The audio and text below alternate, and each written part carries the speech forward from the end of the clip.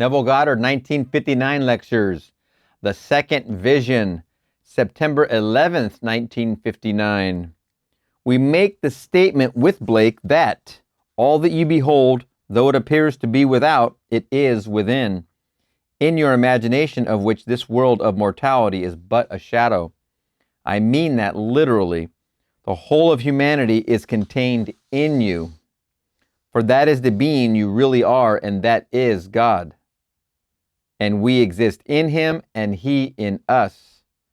The eternal body of the imagination, that is God himself.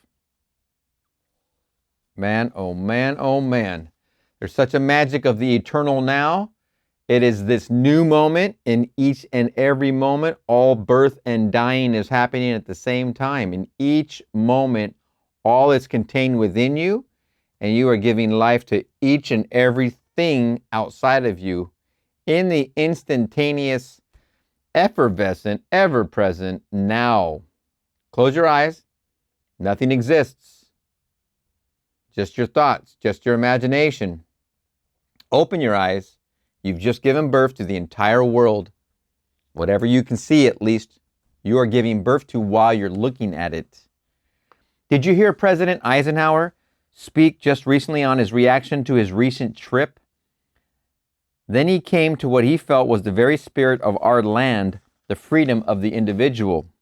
He said we have two great documents. One, the Declaration of Independence.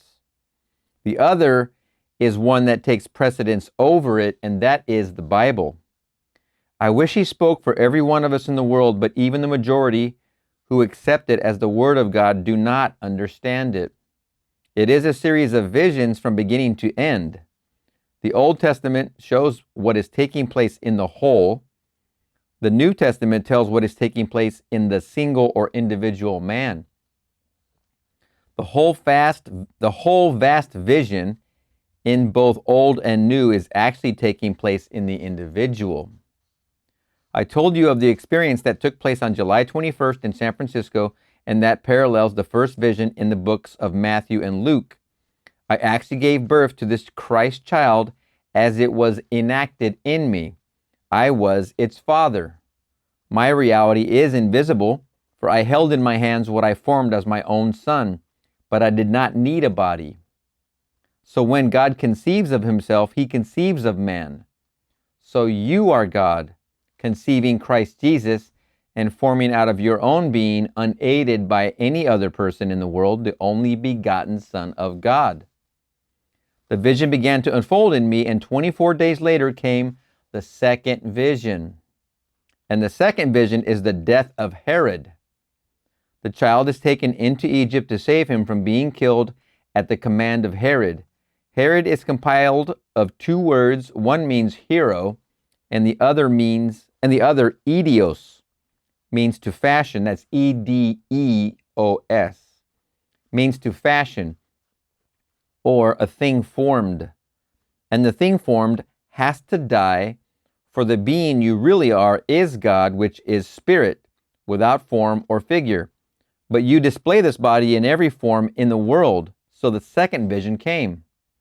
24 days later, I am seated at a table with friends, and as I rose, my body dropped dead. And then came a manservant and tied it up with a rope, as you tie up a piece of beef for the oven. You could see the flesh jump as the cord drew tight, and he said, "You were not sick. Why did you die?" And I said, "There is a time to be born and a time to die, and a time to plant and a time to reap. And the time has come. That is the death of Herod, or form. It is when you find that the form or hero that you thought so wonderful comes to an end. Then the child comes out of hiding in Egypt. But now Herod's son, Archelaus, rules in his place, and the word means mighty political power. For there is still the danger or the chance that one could sell his soul, become a part of some ism or some great organization for profit or for acclaim of men. But he goes to Nazareth to become a Nazarene. The word simply means to separate. It does not mean humanity being separated into two camps, the sheep and the goats. It only means putting off form and putting on the lamb. It has nothing to do with this meat of an animal called a lamb that we eat. Blake wrote, "Little lamb, who made thee? Dost thou know who made thee? Gave thee life and bid thee feed by the stream and o'er the mead, gave thee clothing woolly bright, gave thee such a tender voice, making all the vales rejoice. Little lamb, who made thee? Dost thou know who made thee? Little lamb, I'll tell thee. Little lamb, I'll tell thee. He is called by thy name, for he calls himself a lamb. He is meek and he is mild. He became a little child. I a child and thou a lamb. We called by his name. Little lamb, God bless thee. Little lamb, God bless thee." Blake is not speaking of a little lamb of the field. What could it tell you if you asked it? Nothing. It is the symbol of the Christ child that comes out of the mind of man. This is the symbol of the separation of the form from the lamb. How do I do it? By living completely by faith. If you do not live by faith, you delay the coming of the child, for it does not come by the passage of time. It comes out of the mind of man when that mind is prepared for the coming. I must learn to actually live in the reality of invisible states. No matter what it is, start with a job or a house that seems beyond your reach, and then live in the feeling that you have it, in the degree that you are faithful to these images. You are preparing the way for the coming of the child. Faith. I place my image in a garden, Eden, and then out of it comes a river, and it parts into 4 sections. It is not actually water. If I wanted to realize my dream, what must I do to make it real so I can share it with this, my shadow world called man? I must know the taste and touch and sight and sound of what it would be if it were true. If I could see what I would see if my dream were true, and remain faithful to that imagery, I would make it real in the world of shadows. The only risk is that after it becomes real, man is likely to lose himself in the thing he created in the world of effects and deny his faithfulness to the image that produced it. So then he goes sound asleep once more. So many people do that. It is nice to meet now and then someone who has not forgotten. Remember the guy who was hearing the oil bubbling up from the ground? He slept on the ground, and his wife was like, "Why are you gone all night?" And he slept. He was hearing the oil coming. He was sleeping in faith. He was going to bed on the ground in faith because he could hear the oil. He was bringing his riches to the world. Then he forgot the voice of God, which that was the voice of God. Then he forgot. Then he became bored with his millions, and he couldn't buy happiness. When all he had to do was use the same voice and create another adventure. Anything, everything. To that man, it must have just been about the money per se. But hey, what's wrong with health? You got the money. Use the voice of God. Go for the health. Nothing wrong with being healthy. Go run a marathon. Do whatever. It doesn't even matter. Parachuting, hang gliding, mountain climbing. Go up K2 for crying out loud. If you got those figured out and you haven't figured out the third one, that's marriage. That's family. That's responsibility. Any order. Conquer one, conquer another, conquer the third. After that, there's freedom. There's all kinds of things. The list is long. It's infinite. You can go for your own, period. I have told you, remember now, you're using the voice of God to get one, so remember how you got the one. Don't get overcrowded and totally blasted by just seeing that you did this. Now you just forgot how it came. And if you do that, you're going to sleep. You're right back to sleep. I will repeat these last few sentences. The only risk is that after it becomes real, creating, man is likely to lose himself in the thing he created in the world of effects and deny his faithfulness to the image that produced it. So then he goes sound asleep once more. So many people do that. It is nice to meet now and then someone who has not forgotten. I have told you the story of this man before. He was a young lawyer of 30 without funds when a few years ago, after coming to my lectures, he decided to use his imagination to obtain an immense objective. He desired to control a multi-million-dollar concern, the Berkeley Savings and Loan Company. At the time, he had no connection with them, but within 6 months, he was in control. He turned over the wheels of industry so fast that he doubled its assets. Now he has sold out control and gone into the building business.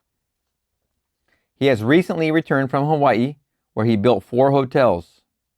Now he is building the largest co-op on the West Coast, the Comstock, named after the famous Comstock Lode, L-O-D-E.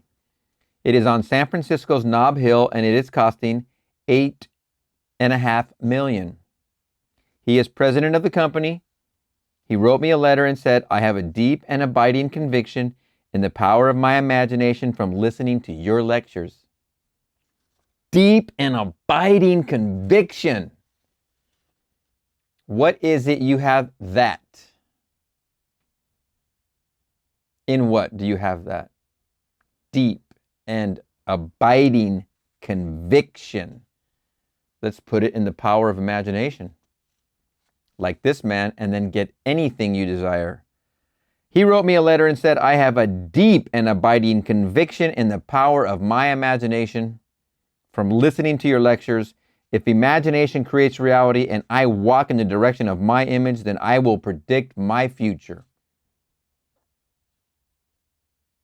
Control of your life. Now he is president of this company and building this 120-unit co-op, which will be the highest on Nob Hill. He has not forgotten. I wish I could say the same of others. They build big dreams and make them real and then forget how it was done. So after Herod is dead, his son then rules in his place, and they say, it would have happened anyway. So the child is taken to Nazareth to be separated. Many of you think that a Nazarene is one of some sect that does not cut his hair. It has nothing to do with that. It is one who is separated within himself and knows his own invisibility and his own difference from the form that appears. Herod dies, and it means form or figure, the thing you can see, and then the child is taken to be separated from all states that are visible. He is invisible reality.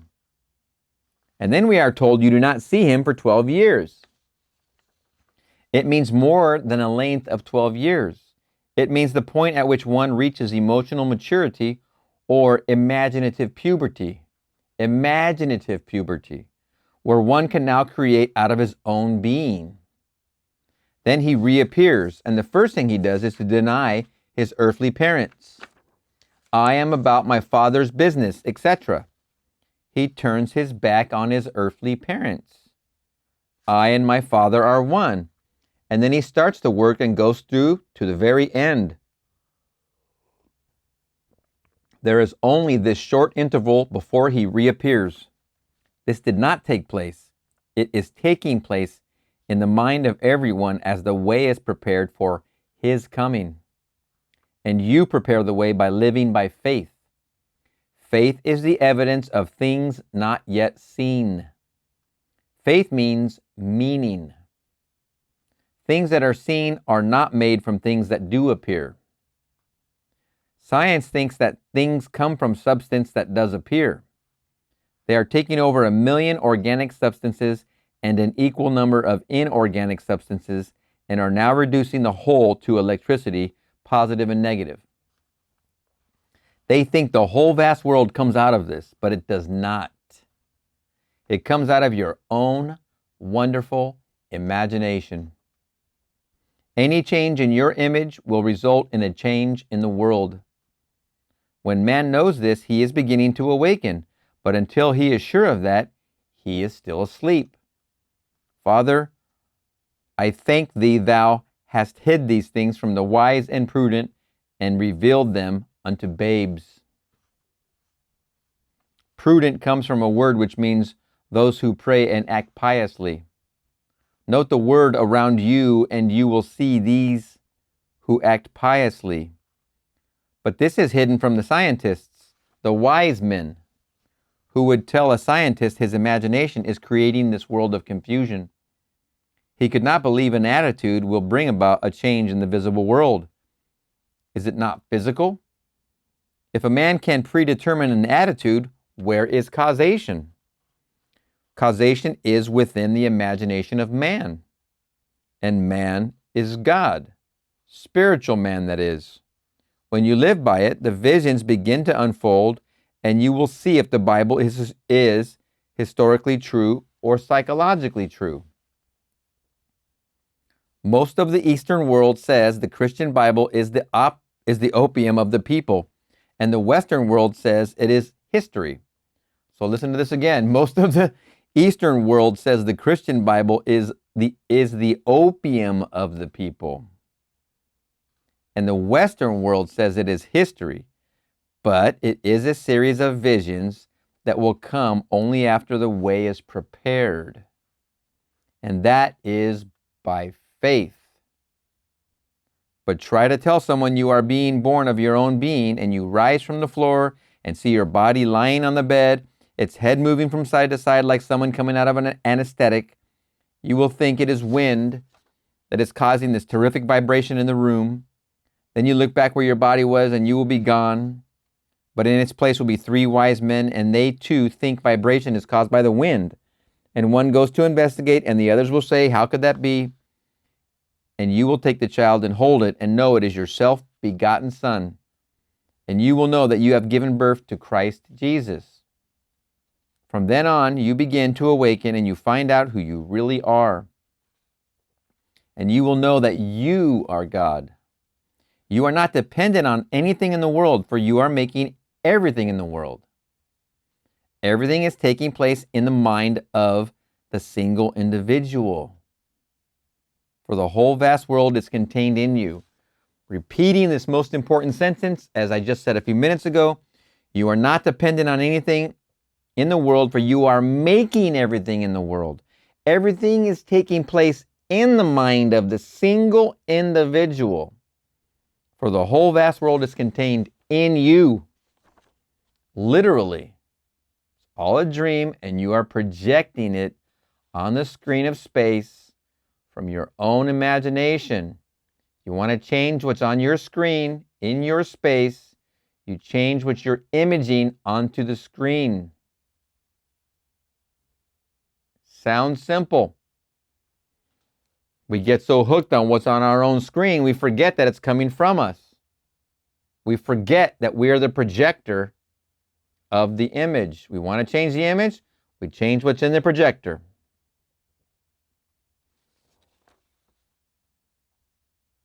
I must tell you these things, no matter if you believe them or not. The birth of that child was mine, and I know who I am and who he is. This is a child born of a virgin. It is not a physical virgin. It comes out of the mind of man, and that is the womb of God. You are told in Hebrews 11, without faith it is impossible to please him. For he that cometh to God must believe that he is, and that he is a rewarder of them that diligently seek him. Remember, there's only two things that displease God. One is, I think it's the eating of the tree of good and evil. That's number one. And number two, most importantly, which is what I'm trying to get to as the main point here, the lack of faith in I am him. lacking faith. That's one of the two things that displeases God. So right here, you're told in Hebrews 11, without faith it is impossible to please him. For he that cometh to God must believe that he is, and that he is a rewarder of them that diligently seek him. Listen to the words. For he that cometh to God must believe that he is, and that he is. That he is the one coming, and that he is a rewarder of them that diligently seek him. That is the preparation, and the event comes like a thief in the night. It does not come by observation. This has nothing to do with holiness. A physical Christ is blasphemy. Christ is spirit and is born from above and not beneath.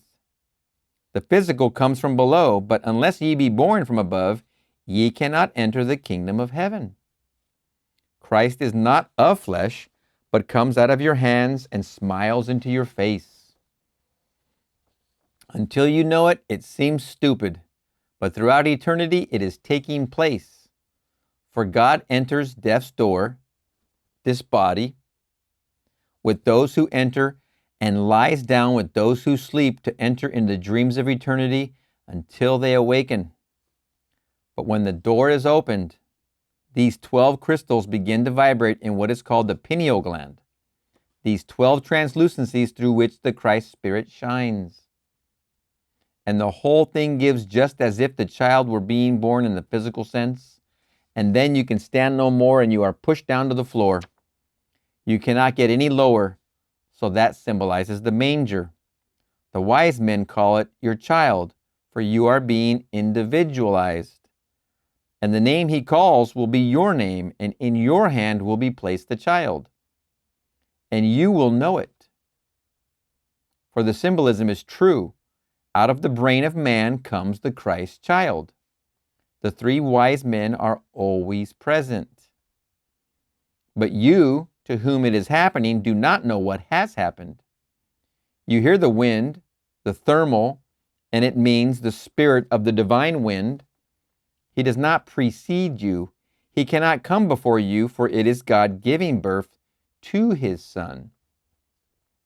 But man does not know what is happening, for he cannot believe that he is God. Though you cannot believe it now, you have a wonderful experience in store. If not here, then it is beyond the veil. It does not matter.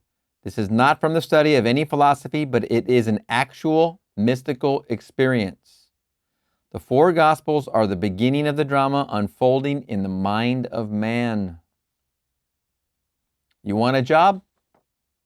Could you drive your car into the parking lot and occupy that space which would be yours were you the vice president or any position you wish to occupy? Then do it mentally and do it over and over until it seems natural. Then the shadow world will rearrange itself and make way for the car in a physical manner. But then don't forget how it happened. For then you will go sound asleep again, and then it might take you a very long time to live again by faith. When you have too much of the world in focus, you do not live by faith. When you have too much of the world in focus, these things right here, these robbers, when you have too much of the world in focus, you live not by faith. And if you live not by faith, you're not preparing the way. How can you, if you can write a check for anything you want,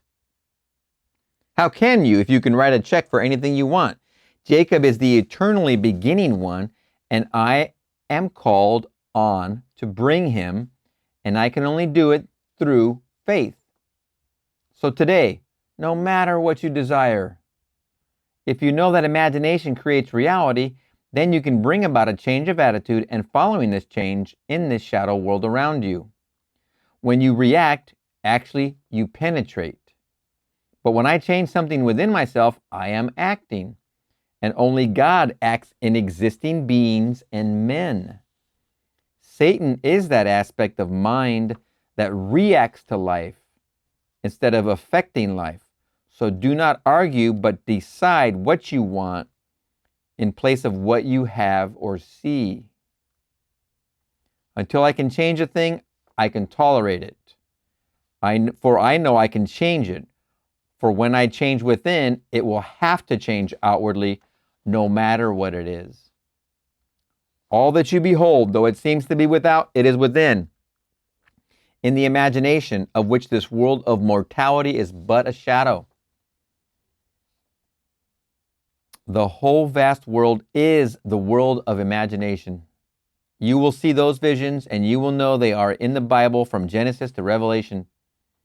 It has everything to do with your awakening. How soon the third vision will come after the death of Herod, I do not know. It all depends on me and how I live by faith. And then comes another vision, and another, and they go through to the very end. Now that's 5 visions he numbers right there, just putting that on record. He says it has everything to do with you. How soon the third vision will come after the death of Herod, I do not know, and it'll depend on me and how I live by faith. And then comes another vision, and another, and they go through to the very end. The first man is clothed in the garment of skin, but the second man is waiting within everyone for birth. If you could today transform your life, all you need are sound and sight and touch and taste. These are the 4 rivers that flow out of Eden. These are the senses, and you water your Eden by these, and if you are faithful to your image, it will flow into what you call reality. But it is the shadow, only the idea is the real. Now let us go into the silence. Take your deep breath, and if you're not driving, you can go into the silence with us together. Take your deep breath. Push your belly out. Couple deep breaths. I am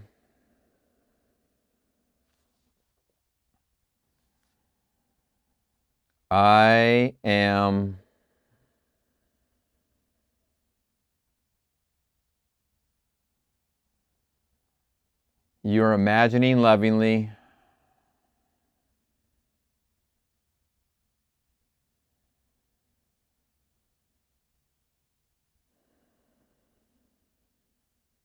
It doesn't take much time to bring any thoughts to the surface. Anyone you want to imagine lovingly for in your life, imagine lovingly for. Imagine hearing the good news. They're telling you, you're shaking their hand. You're congratulating them on their new job, on their new car, on their new relationship, on their new health. The operation was a success.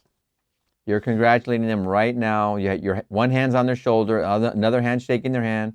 You're hugging, high-fiving. Isn't it wonderful? All right, very good. Doesn't take much. It doesn't take much time. It's very, very quick. With that, the second vision, 1959 lectures, 9/11/1959. Okay, we're going to see you in the next one.